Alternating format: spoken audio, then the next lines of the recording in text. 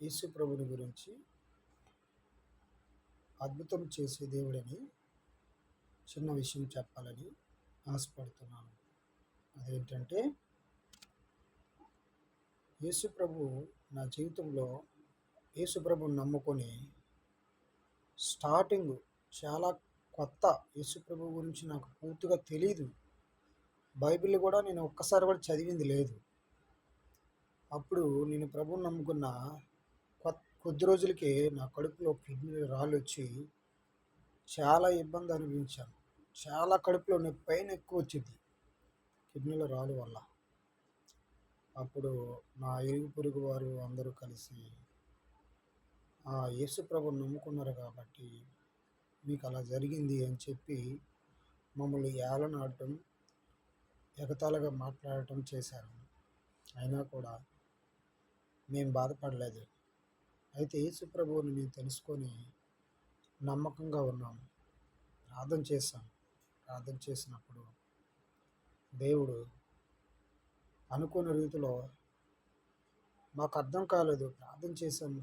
2-3 రోజులు ప్రార్థన చేసాము. ప్రార్థన చేసిన మాకు 2-3 రోజుల తర్వాత ఆ యొక్క ఆపరేషన్ చేయించుకోవాలని హాస్పిటల్కి వెళ్తే హాస్పిటల్లో ₹1,00,000 వరకు ఖర్చు అవుతుందయ్యా. కిడ్నీ రాళ్ళు చాలా పెద్ద రాళ్ళు ఉండి అది ఆపరేషన్ చేసి తీయటమే అయింది, కానీ కరగటం కూడా కష్టమే అని చెప్పి అన్నారు. తర్వాత మరలా మేము ప్రార్థన చేసుకున్నాం. మా దగ్గర అంత స్తోమత డబ్బులు లేవని ప్రార్థన చేసుకుని కొద్ది రోజులు, ఒక 10 రోజులు ఆగాం. ఆగినప్పుడు ప్రార్థన చేసుకొని దేవుడిని బ్రతిమలాడుతున్నాం. ప్రభువా, మా దగ్గర చూస్తే ఒక్క రూపాయి కూడా లేదు. ప్రభువా, మాకు మంచి ఆరోగ్యం ఇవ్వనైనా అని చెప్పి యేసు ప్రభువుని మేము ప్రార్థన చేయడము అప్పుడు తెలుసుకున్నాం. మాకు ప్రార్థన కూడా చేయడం తెలియదు. మాకున్న కష్టం వచ్చింది బట్టి, ఆ కష్టాన్ని బట్టి మేము ప్రార్థన చేయడం నేర్చుకున్నాం. ఇదిగో ఈ కష్టం వచ్చింది ప్రభువా, ఈ కష్టం నుంచి మమ్మల్ని విడిపించయ్యా అని చెప్పి ప్రార్థన చేయడం మేము ప్రారంభించాము.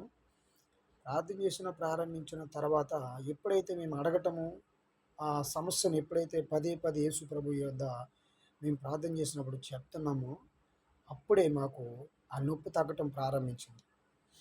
ఆ నొప్పి తగ్గి విడుదల కలిగింది. మరలా ఒక వారం ఆగిన తర్వాత వెళ్ళి స్కానింగ్ రిపోర్ట్ చేయించుకుంటే 2 సార్లు స్కాన్ చేసాము. ఆ స్కానింగ్లో రాయిలు ఉన్నాయని తేలింది.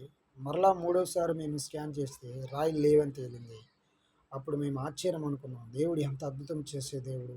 అందుకే విశ్వసించాలి యేసు ప్రభువుని. అందుకే నమ్మదగ్గ దేవుడని తెలుసుకోవాలి.